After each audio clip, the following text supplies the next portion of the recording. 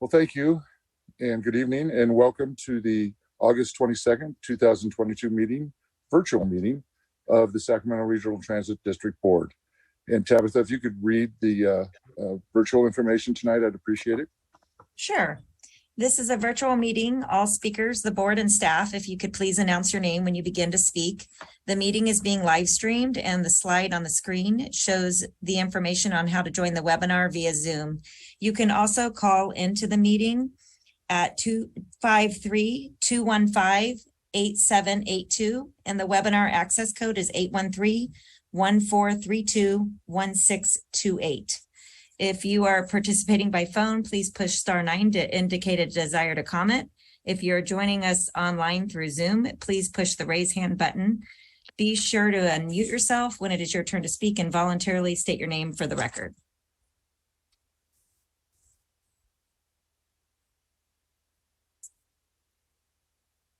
You're muted, Chair Miller. I just wanted to thank you for reading that, Tabitha. And please alert me to any hands up. I cannot see them tonight. So any board members or public, just alert me. Thank you. Mm-hmm.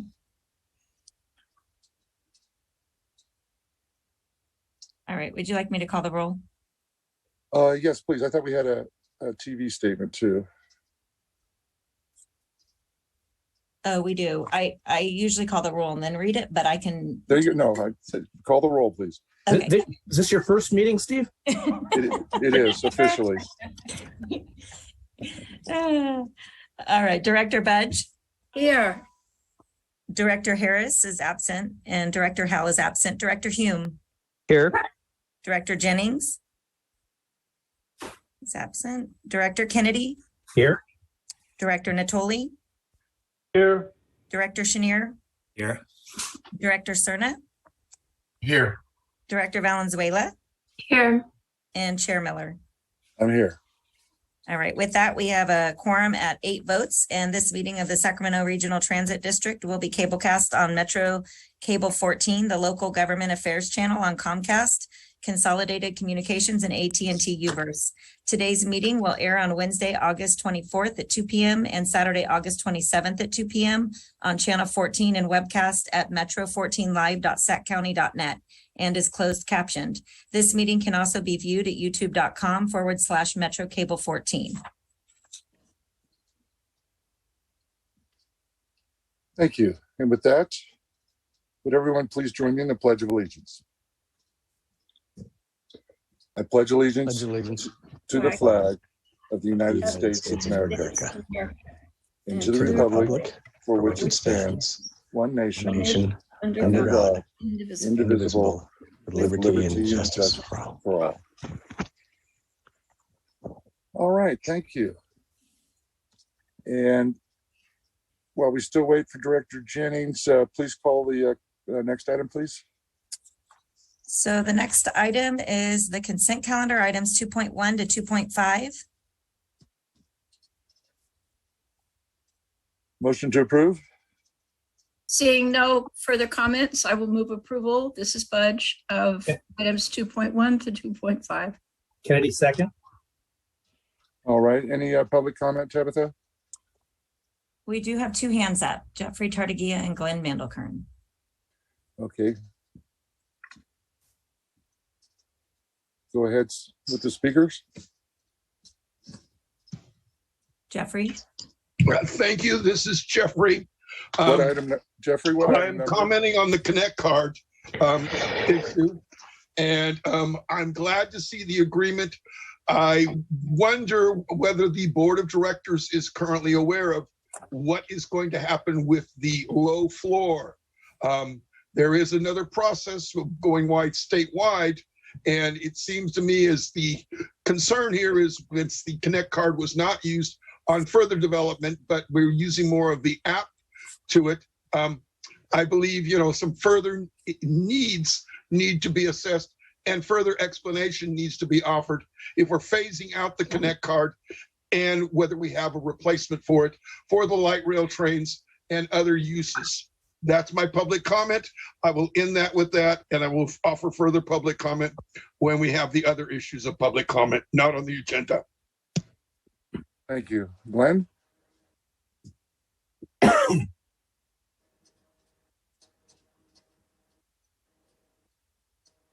Go ahead, Glenn. What item number?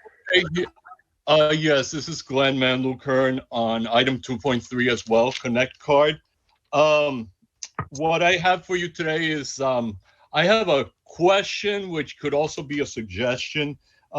Basically, my two-part question is one, is there a procedure that alerts the 7 Connect Card consortium members, the 7 agencies that participate in the Connect Card? Is there a procedure in place such that when the system goes down that all the agencies are alerted?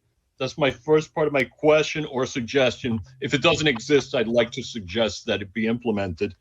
And second is when the system does go down or it's having glitches like it's been having lately, is there a procedure in place that could make it easier for passengers simply to board, that drivers would be alerted, or drivers could check someplace when passengers say, I want to board, but my Connect Card, I can't load it due to system issues. My reason for bringing this up is that I know that there were improvements made, and I saw some of them were noted in the general manager's report. However, this last week I had some other incidents where although I had loaded funds, I couldn't actually use it because there were still glitches going on. So I wanted to use the Connect Card between SacRT and Roseville Transit. I ended up calling both agencies to see what I could do about the situation. SacRT advised me to explain my situation to the drivers, and they would accommodate because there was an alert put system-wide for SacRT.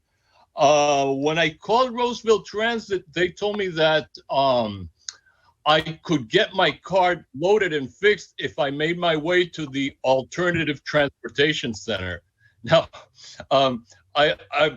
somebody once told me that no matter the incident, I should take it upon myself to and take any incident as a learning opportunity. So I happened to learn that there is such a thing as an alternative transportation center. But we still had the issue of how do we get to that if we don't have the card being able to be used. So that's basically what I'm after. Is I'd like to, now that SacRT is going to take over the whole thing according to this proposal, to please have these procedures in place or consider implementing them if they don't already exist. Thank you. All right, Glenn, thank you for your comments. With that, is there any other hands up? There are no other hands up. Okay, there's been a motion and a second. Please call the roll for consent calendar. Director Budge? Yes. Director Harris is absent. Director Howell is absent. Director Hume? Aye. Director Jennings is absent. Director Kennedy? Aye. Director Natoli? Aye. Director Chenier? Aye. Director Cerna? Aye. Director Valenzuela? Yes. And Chair Miller? Aye. Aye, this is Chet.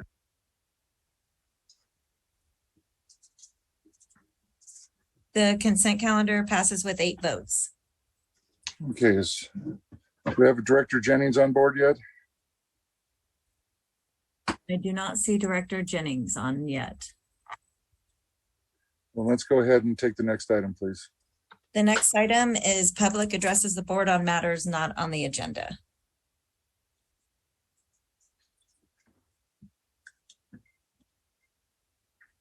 And Glenn Mandelkern and Jeffrey Tardigia have their hands up.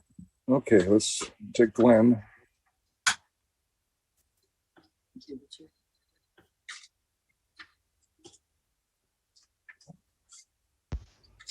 Okay, this is something I'm curious about. I'm curious if, because I've heard this in different places, and actually the last place I heard it was while I was at Lewis and Orlando.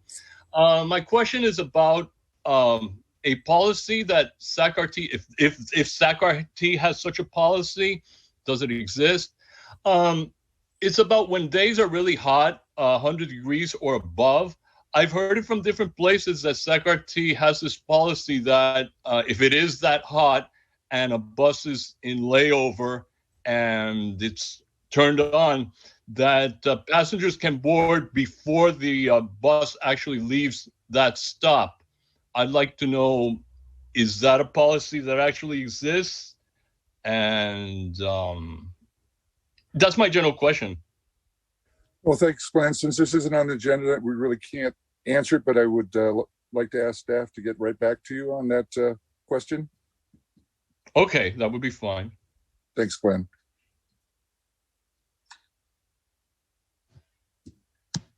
Jeffrey. Yes, my similar statement is related to, I will get into the emergency notification, but right now the website looks quite nice, except for how in the world do you find the RT calendar in there? Also, per a meeting or two ago, you put out for the next 3 years that the O Street light rail station will be closed. Now I can't find it on the website to see what is going on and happening. I think inadvertently it's gotten deleted from the website. I just bring that to your attention. Likewise, I won't get into, but also at 65th Street, the north side of the light rail station has periodically for several months also had where the Connect cards have not functioned. I'm hoping that after 2 stations like that, that a procedure, a policy would come out and work then better than it has to be after 6 months, that something is acknowledged that needs to be fixed. It's a shame of all of your revenue being lost from those locations. Lastly, at least at 65th Street, but as well at other locations, I wonder if a review of the policy dealing with the strollers being folded up might be in order for the coming of the new low floor stations. 65th does not have a sign that marks about folding up your stroller. I think that's at several other locations that sign has gotten lost about folding up your stroller. I do think it's a policy that perhaps should refer to the MAC to be re-examined again, because I see how difficult it is for a single mother, mostly, having to try and unload, hold the child, fold the things up, and move all of this stuff onto light rail. It would seem like it would be far more convenient and far less disturbing for the child if it could be simply put aboard. And again, after 5 years, you opened up the light rail for more than 5 feet of space. I don't see that on the new light rail of anywhere near the space. Also should be reviewed the 2200 series buses. They never went to the MAC. They should be reviewed. What I noticed when I used the last one, when it's closed up for an electric wheelchair, you have a clear button to push. When it's open, you have no indication for anything else, walker, stroller, or anything else being in the way. It's just a heads up. And again, it's because something didn't happen. Thank you. Bye. All right. Thanks, Jeffrey. Any other public comment?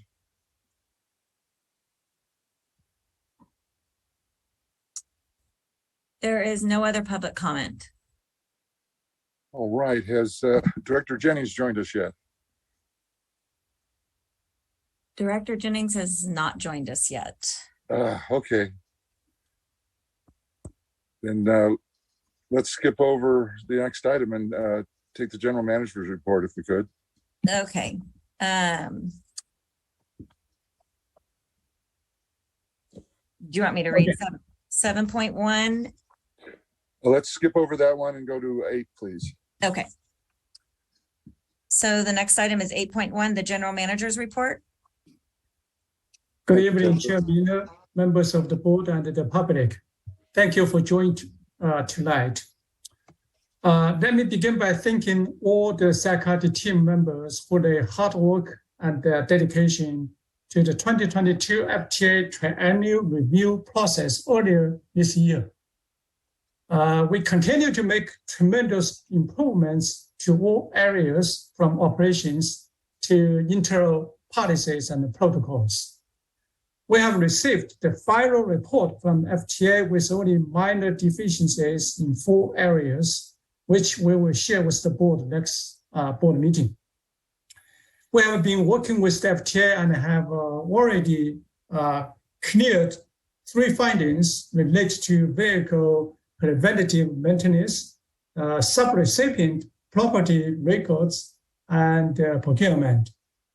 Overall, this was a very successful triennial review due to the strong preparation and the participation by all staff. I especially want to acknowledge the great teamwork led by Jamie Adman, Shelley Valentin, Corey Carter, and Sarah Kerber. Next slide, please. At the last board meeting, it was requested staff provide an update on the Watt IAT light rail station and elevator. Unfortunately, since the installation of the new elevator, we have seen some failures of some components. SACAT is working with our contractor to make additional repairs and parts replacement to open the new elevator for service. In the meantime, we have been operating a special bus service to transport customers from the western bus platform on Watt Avenue to the light rail station at the Watt IAT below. As was pointed out the last board meeting, the Watt IAT station is a frequent target for graffiti and vandalism. The station is power washed several times per week, and deep cleaning of the entire station occurred on August 14. This includes graffiti removal and new paint applied throughout the station. Unfortunately, we often say that the station is a target for graffiti immediately right after we remove it. The station requires continuous attention to maintain an acceptable level of cleanliness for our customers and staff. So we have made a decision a while ago to have a dedicated security guard to monitor this situation on a daily basis and keep a closer watch of the station with video surveillance. In addition, light rail staff will be assigned to monitor the elevator when available. SACAT is prepared to do emergency cleaning at the Watt IAT station when necessary. We also received good news last week that we were awarded nearly $900,000 to upgrade our video security system from the Federal Transit Security Grant Program. This funding will also help us assist with improving the station security. Next slide, please. We have also been hearing from riders about the condition of the Tri-City Bridge leading into the Roseville Road station. In advance of the safe parking operation launch in the Roseville Road station, we are partnering with the City of Sac to reinstall K-rail along the bridge to prevent speeding and illegal dumping. We believe the installation of K-rail will mitigate the issue of illegal dumping, and thank you to our facilities team for ensuring this cleanup took place. Next slide. Furthermore, at the beginning of the month, staff was contacted by a Rancho Cordova council member regarding overgrown weeds at Bradshaw and Folsom Boulevard. We immediately looked at the site last week and began planning for weed abandonment. Due to the proximity from our tracks, we had to schedule a crew with a safety lookout. We were able to prioritize the cleanup, and it was performed later last week. Next slide. I'm very excited to announce that SACRT has been added to the Board of Directors for Sacramento Works organization. The Sacramento Works Job Center system provides resources and services to employers and job seekers in Sacramento County. Shelly Valentin will serve on the board and help ensure that transit is part of the training and the considerations for the future. With transportation access to jobs often cited as a barrier for employment, this appointment will further ingrain SACRT as part of our community fabric. Next slide. Last week, Vice Chair Kennedy, a couple other SACRT employees, plus me, we participated in a day-long electrified transit tour, visiting with our peer transit agency in South California, Antelope Valley Transit Authority, AVTA. Led by the Air Quality District, the electrifying transit tour focused on advancing zero-emission transit in the Sacramento region. The tour was developed in response to the work among 4 agencies, SACRT, SACRT, Air Quality District, and SMART, which has led to the adoption of Sacramento area CEV deployment strategy. During the day trip, we visited with staff from AVTA and BYD, a global leader in ZEV manufacture and innovation. AVTA became the first all-electric local bus fleet in the nation in 2020, with about 80 electric buses to replace the over about 40 diesel buses a couple years ago, and CNG and diesel about 40. And they needed 80 electric buses to replace that. So that presents some challenges for all of us. We have to have way more electric buses to replace the existing either diesel or CNG buses. But it was great to hear about the experience and the lessons learned. Next, please. Onto a state legislative update. As the California legislature went down the legislative session, there are a number of transit-related bills SACRT is tracking. Additionally, this week, we expect the governor to sign SACRT's sponsored legislation, AB 2015. The bill provides cleanup, restructuring language, and provides for new efficiencies. It deletes obsolete provisions and increased the solicitation threshold for suppliers from $100,000 to $125,000. I would like to thank Assembly Member Ken Cooley for championing these great changes on behalf of SACRT. Last slide. Last week, the president signed into law the Inflation Reduction Act.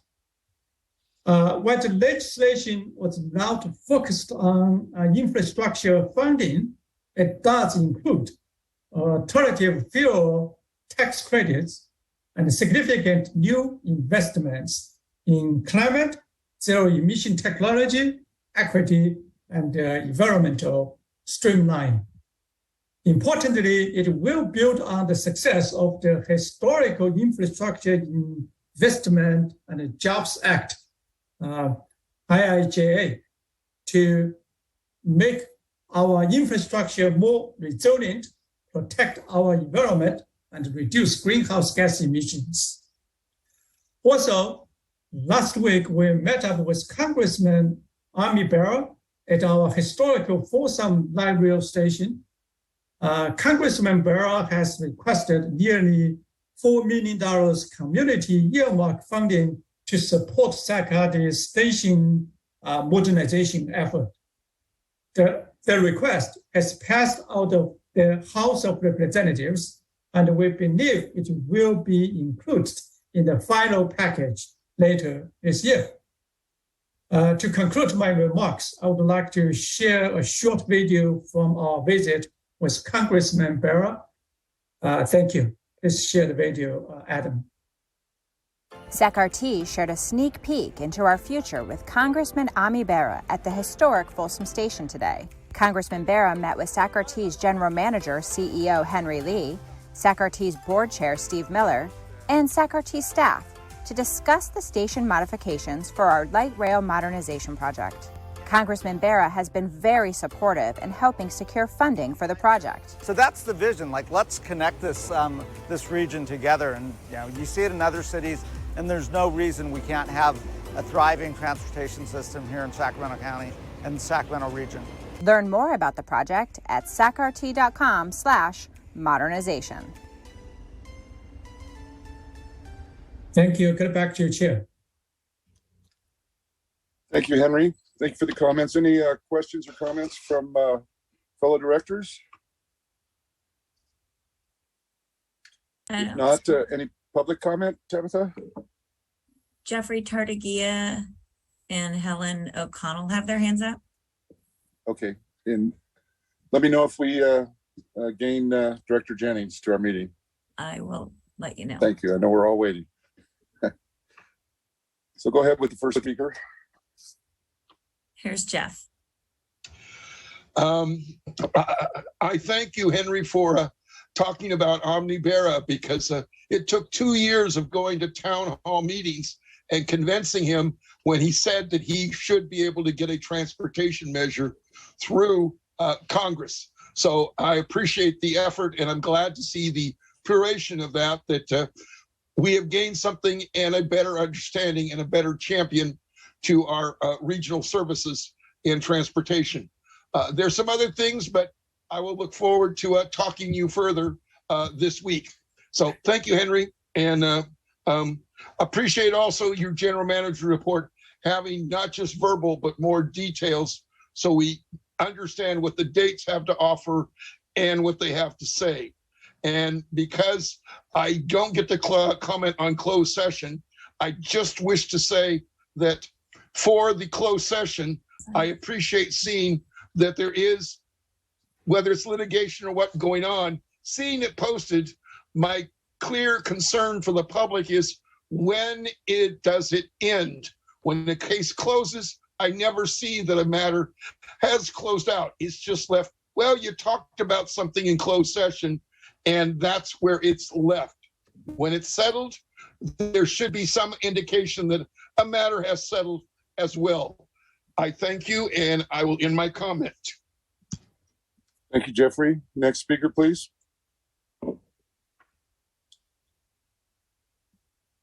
Oh, Helen O'Connell.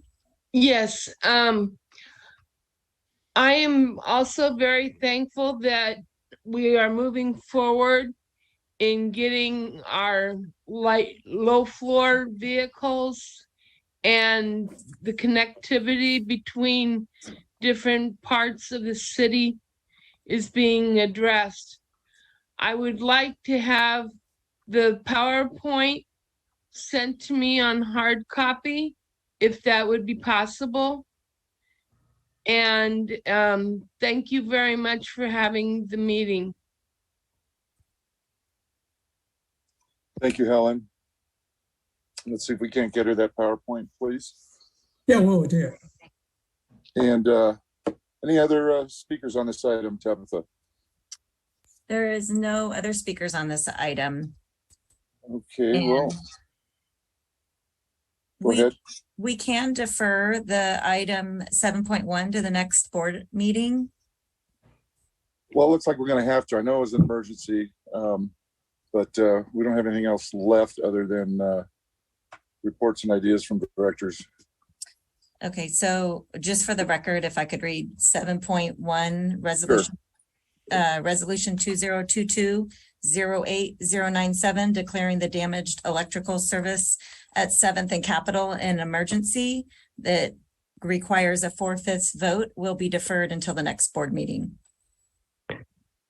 Just a question on that. It doesn't appear that Director Jennings is going to be joining us, but could we go into closed session, hear those items, just to have a little more time? My only concern, Patrick, is we do have a director that's not feeling well, and I promise we'll get him in and out. Fair enough. So let's go ahead with that and defer it to our next meeting. And please call the next item, Tabitha. Would you, Steve, would you like a motion to continue to the 8th of September or whatever it is? If staff thinks that's necessary, we can go ahead and do a motion, and it wouldn't hurt. Okay, so motion to move item 7.1 to September 12th. I'll second it. Great. Please call the roll on that. Okay, Director Budge? Yes. Director Harris is absent. Director Howell is absent. Director Hume? Aye. Director Jennings is absent. Director Kennedy? Aye. Director Natoli? Aye. Director Chenier? Aye. Director Cerna? Director Valenzuela? Yes. And Chair Miller? Yes. Okay, motion passes with 7 votes. Okay, now it's safe to go on to the next item, please. So the next item is number 9, reports, ideas, and questions from directors and communications. Any hands up for that? I don't see any hands up. Okay, next item, please. The next item is closed session item 13.1, conference with legal counsel pursuant to Government Code Section 54956.9, existing litigation. A, Javier Carrillo versus SAC-RT, case number 34201800225496, and B, Lafayette Underwood versus SAC-RT, case number 34201900269152. Okay, and are we leaving this meeting to a different Zoom meeting or staying on this meeting? We will be leaving this meeting to a different Zoom meeting. Okay. And do you anticipate having to report out? Do not. Okay, and did you want to take public comment? If there is. I do not see any hands up. All right, then that's it is 6:11 now. Let's see if we can all get together by 6:15 in the new Zoom session. Okay, thank you. Steve, can we ask that Tabitha send us the link for the other, please? Sure. Thank you. Will. Yeah, I'm not seeing it on my phone either. It's in the invitation, on the initial invitation at the bottom underneath open. I'm going to separate them moving forward. Okay, very good. I can find it then. Thanks. Recording stopped.